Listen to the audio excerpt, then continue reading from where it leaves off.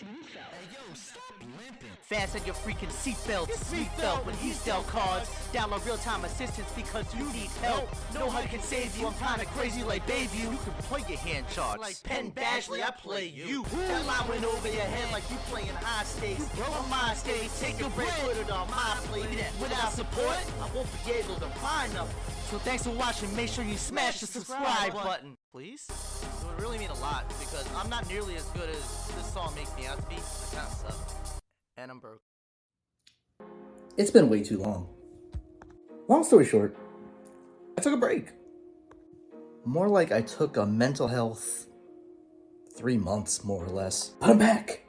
So I'm about to show you a really sick hand breakdown from the 450, 100K guaranteed live stacks at Maryland Live. Pretty cool structure. 1,000 big blinds, 30-minute levels, 40 minutes on day 2. The Justin that you're about to see, he thinks he still has a chance to win on day 2. Spoiler, we made day 2, but we didn't cash. On the way, I learned a lot, as you'll see later on in the video. Now, let's just take a look at Justin from about a week ago as he's describing this insane hand near the end of day 1. I mean, I'll just come out and say it. This is the sickest tournament hand I think I've ever played in my life. We have a decent stack. We're at 2-4, okay? It's actually a misprint here, so we're missing the 4K ante. So really pre-flop, we're talking about 10K already in the pot. We still have 275K, which is around 70-ish blind. We've made it 14 levels out of 16. They break for 16 and restart on day 2. So really, we're just trying to survive. And if we can accumulate some chips, cool. Especially near the end of the session where people are more apt to fold and just crank it in and just basically get ready for day 2. Under the gun is a pro. He talks the talk, he walks the walk. He's got the results to show it. Loose aggressive, but balanced, very GTO-y. We wake up in a weird spot here with jacks in early position. He can go a couple different ways here when he does in fact open to 8K. You might be saying, like, what's so weird about 8K? Tournament sizing is pretty standard these days, maybe a little bit more, maybe a little bit less than 2x. This is the first time I've seen him use the 2x sizing in a situation where he wasn't blind on blind. So he's opening under the gun 2x. Now, I don't know if that's a sizing tell per se, but definitely has alarm bells going off in my head at least. 3-bet or call is really the question here. I was split in real time what I should do. In the moment, it felt like calling was the lesser of two evils. We decide to flatten this spot. Folds around to the button, and the button is the recreational player. He shows up at Showdown with some weird stuff from time to time. He likes to see flops. He's gonna see a flop from the button. But what surprises me here is that both blinds decide to lay out. Especially when you're dealing with live tournament play, you will have more loose passive play, but this is actually a pretty good table. We're off to a flop. It's ace queen 3 with 2 hearts. It does matter that I have the jack of hearts because we do have the backdoor flush draw. It's not the greatest third nut backdoor flush draw. He bets 8K again. You could very well justify a fold for me with jacks, despite having the backdoor flush draw, despite having the backdoor straight draw, despite having the 4th best pair in hold'em, because that does connect with his range. I was kind of on the fence about this decision. Again, I think every single decision in this hand is just mystifying. You know what I would do if I had aces or queens? Slowly seek to build the pot as opposed to checking it through, because that could be a dangerous card to check through. It's highly unlikely that he ever has air in the spot. All the aces, a lot of the ace combos, a lot of the queen combos, even like king queen, queen 10, queen jack, like those are hands that are gonna hit this flop. The smallish bet was kind of alarming to me.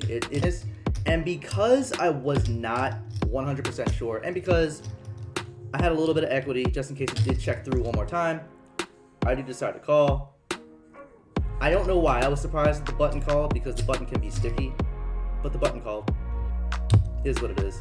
So, at this point, if I don't improve, I'm pretty much looking to get out of this pot. If the under the gun shows any more strength. Hold up. Wait a minute. Holy crap, I just turned a set. 2 levels away from day 2. Against the most aggressive player at the table, who may have aces or queens. Even grosser, he could have king 10. Or even grosser, button could have king 10.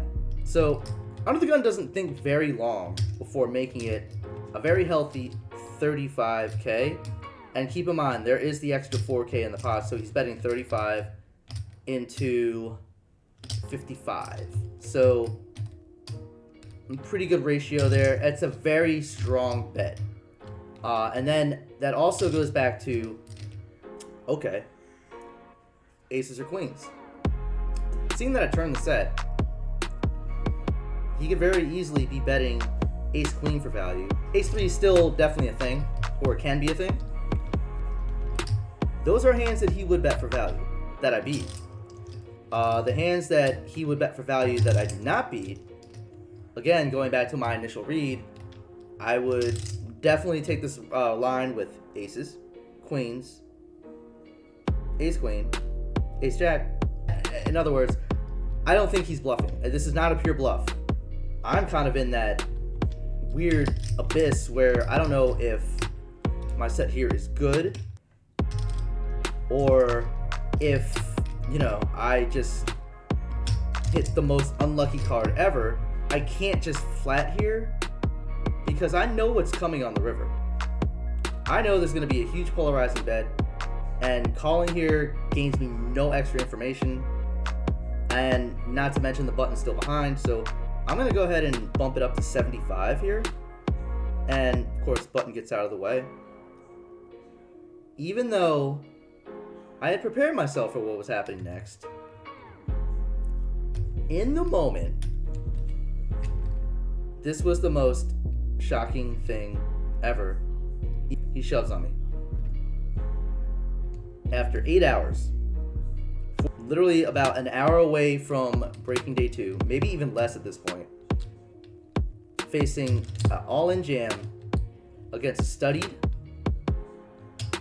balanced player who has pretty much an equal distribution of value that I lose to and value that I beat. And I automatically rule out the fact that this is a bluff because, quite frankly, he makes the living off this game. He is not doing this to miss out on day 2. Because if he loses this pot, think about it, he's going to be left with 35k and a dream. This is not a bluff. And I rule out ace king even. Ace king can't even be a thing, I don't think. Maybe it can, but that's like really, really aggressive. So I go back in my head. I think about some of the hands that we've played together throughout this session. That doesn't help because that's an equal distribution of value and bluffs. Realistically, there are no bluffs. Would he play king queen of hearts the same way? That might be the only bluff he has. Because king 10 of hearts is no longer a bluff. King 10 of hearts is, and any combo of king 10 is a thing that has me beat. So we're looking at aces, queens, king 10 for value that has me beat. Ace queen, ace 3 for value that I beat. And it's hard for him to have ace jack because I have the most 2 obvious blockers to ace jack. I'm talking up a storm to try and get any sort of information, not in a Will Kassouf way. At some point, after I get the jokes out of the way, I say, look, I think I'm like severely under repped here. I don't think you think that I have a set of jacks here. But anyway, I'm under repped. That's the moral story. I'm under repped. you know, you could play aces, you could play queens this way. Because I'm not even sure you'd play ace queen this way. You might. And it's for obvious reasons. It's easy to rule out ace jack. You definitely wouldn't play ace 3 this way. So as I go further down and I eliminate hands that could or would take this action, it also helps when said player puts himself in a difficult spot by, number one, flatting with jacks. I mean, that's fine. Number two, calling with jacks on a flop with 2 overs with a person behind you. That probably is the biggest error in the hand by far. Probably the best thing I did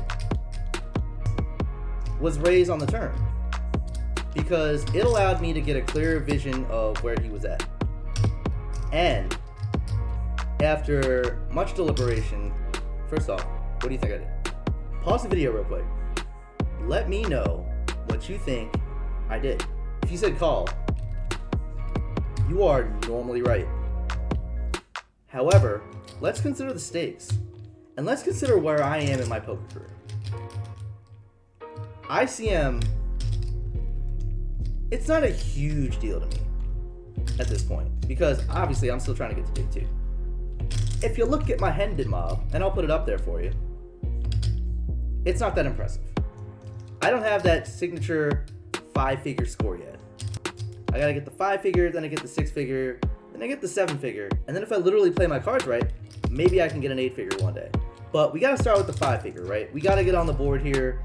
This is a good opportunity to do so, put myself, at least give myself a fighting chance for day 2. If I'm wrong here, there is no day 2.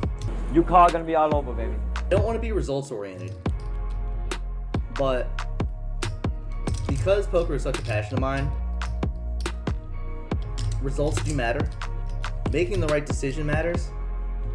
And at the end of the day, in my mind, the right decision was to fold.